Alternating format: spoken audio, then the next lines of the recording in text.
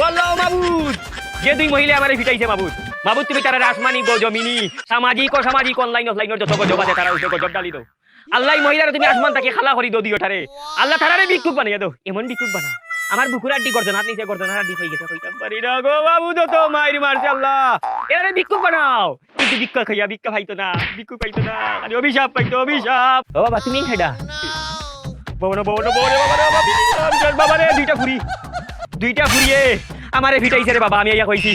আমারে দান করো দান দান গানও নাই